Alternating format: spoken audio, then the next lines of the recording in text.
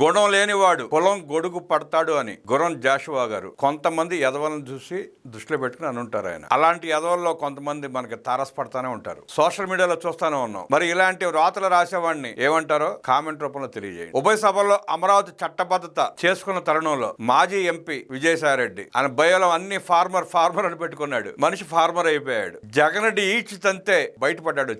బయట పడ్డా రాజకీయ వ్యూహమో తెలియదు కానీ మళ్ళీ జగన్ రెడ్డి చంకనెక్కే ప్రయత్నం చేస్తున్నాడు. వైఎస్ఆర్ కాంగ్రెస్ పార్టీకి రాజీనామా చేసి బయటకు వచ్చి ఎన్డీఏ కూటమిలో ఏదో ఒక పార్టీలో చేరిపోయి తనని తాను కాపాడుకుంటా తన సాటి దొంగ ఏవన్ జగన్ రెడ్డిని కాపాడుకునే ప్రయత్నం చేద్దాం అనుకున్నాడు. కానీ ఎన్డీఏ కూటమిలో ఉంది చంద్రబాబు నాయుడు గారు. ఆయన అంత తేలిగ్గా ఎదవలను చేరనివాడు పార్టీల్లో. ఆయన ఉండగా ఆయన ఉన్న కూటమిలో దొంగలను అసలే చేరనివాడు. ఆ కక్ష దుగ్ధ పెట్టుకుని నేను ఒక ట్వీట్ చేశాడు విజయసాయి రెడ్డి. ఆ ట్వీట్ చాలా మంది చూసే ఉంటారు. అయినా ఒకసారి చూడండి. పార్లమెంట్ ఉభయ సభల్లో ఆంధ్రప్రదేశ్ రాజధాని బిల్లును ఆమోదించిన కేంద్ర ప్రభుత్వానికి హృదయపూర్వక ధన్యవాదాలంట. కేంద్ర ప్రభుత్వం వాళ్ళు ఏది ఉంది?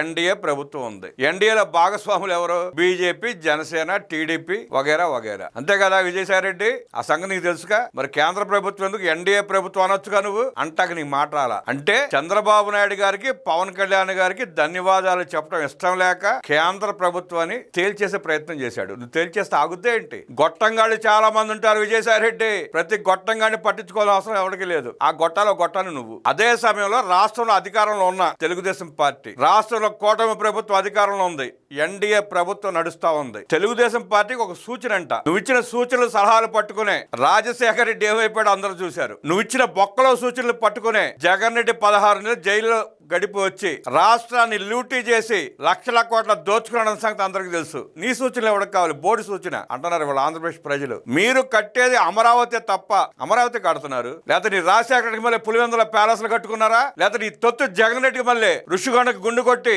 ప్యాలెస్ కట్టాడా? యలహంక ప్యాలెస్ కట్టుకున్నారా? కట్టేది అమరావతి. ప్రజల రాజధాని అమరావతి నిర్మితం అవుతోంది విజయసాయి రెడ్డి అంటూ ఇంకేమంటున్నాడంటే అమరావతి కాకుండా చూసుకోండి తస్మాత్ జాగ్రత్త అంట. నోటి విరోచనాలు మొదలు పెట్టాడు. ఒక పక్క జగన్ రెడ్డి మైండ్ దొబ్బి ప్రెస్ మీట్ పెట్టి ఏం మాట్లాడాడు అందరూ చూశారు. వెంటనే విజయసాయి రెడ్డి మొదలు పెట్టారు. సిగ్గు సేర ఉందా విజయసాయి రెడ్డి నీకు? చదువుకున్నావు, ఇంగితం లేని చదువు ఎందుకు వృధా? కమరావతి భ్రమరావతి అంటే ఏడ్చి మీ ఒంట్లో ఉన్న అవయవాలన్నీ క్షీణించిపోయాయి. అయినా మీ ఏడుపులు మానలా. దేవతలు తదాస్తు అన్నట్టు దేవతల రాజధాని అమరావతి ఆంధ్రప్రదేశ్ ఏకైక రాజధాని అని చెప్పి దేశం అంతా కోడే కూసింది. మీరు ఏడుస్తూ కూర్చున్నారు. అందుకే గుర్రం జాషువా గారు నీలాంటి భవిష్యత్తులో ఎదవలో సన్నాసులు దరిద్రులు ఉంటారని, గుణం లేని వాడే కులం గొడుగు పట్టుకుంటాడని ఆనాడే చెప్పాడు ఆయన. నీలాంటి వాళ్ళకి గుణం ఉండదని ఊహించే మీలాంటి వాళ్ళ కులం గొడుగు పట్టుకొని ఆఖరికి ఆ కులాన్ని కూడా నట్టేట ముంచి వెన్నుపోటు పొడిచి ఆ కులాన్ని అడ్డం పెట్టుకుని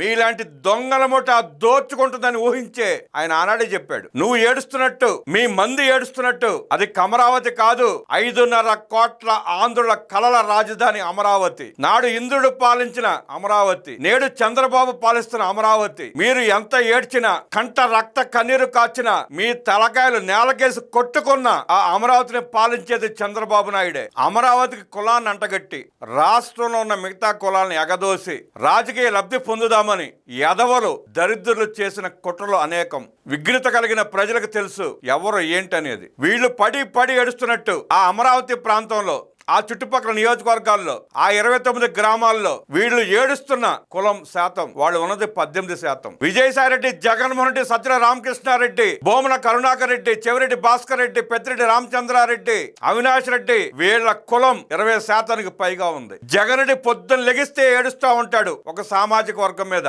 ఒక వర్గం మీద. లెగిస్తే నా ఎస్సీ, నా ఎస్టీ, నా బీసీ, నా మైనారిటీ అంటూ ఏడుస్తూ ఉంటాడు. సొల్లు కబుర్లు చెబుతా ఉంటాడు. ఆ ఎస్సీ సామాజిక వర్గాలు ఆ అమరావతిలో 32% మంది ఉన్నారు. అందుకే అది రిజర్వ్ నియోజకవర్గం అయింది. అమరావతి చుట్టుపక్కల ఎన్ని ఎస్సీ ఎస్టీ కాన్స్టిట్యున్సీస్ ఉన్నాయో తెలిసి కూడా తెలియనట్టు కమ్మ కులం మీద విషం నింపడానికి జగన్ రెడ్డి దొంగల మూట దండుపాళెం చెయ్యని కుట్ర లేదు. 32% ఎస్సీ, 20%కి పైగా రెడ్లు, 18% లోపు కమ్మ, 9% పైగా కాపులు ఉన్న నియోజకవర్గాలు అమరావతిని ఎట్టా అంటారా దరిద్రులారా అని ప్రశ్నిస్తారు ప్రజలు. సమాధానం చెప్పంటారా సన్నాసులారా? అదే అమరావతి ప్రాంతంలో 14% బీసీలు ఎస్సీలు ఉన్నారు, మైనారిటీలు తదితర కులాలు 9% ఉన్నారు. అసలు రాష్ట్ర వ్యాప్తంగా 4%, 5% లేని ఒక కులం మీద పడి ఆడటం ఏంటారా దరిద్రులారా? మీకు చేతనైతే, మీరు మనుషులైతే, మీకు ప్రజలకు సేవ చేసే ఉద్దేశం ఉంటే ప్రజలకు మంచి పనులు చేసి రాష్ట్రాన్ని అభివృద్ధి చేసి ఆ ప్రజలకు సేవలు చేసి వారి మెప్పు పొంది మన్ననలు పొంది అధికారంలోకి రావాలి. గాని కమ్మ కులాన్ని అడ్డం పెట్టుకుని కమ్మ కులాన్ని విమర్శించి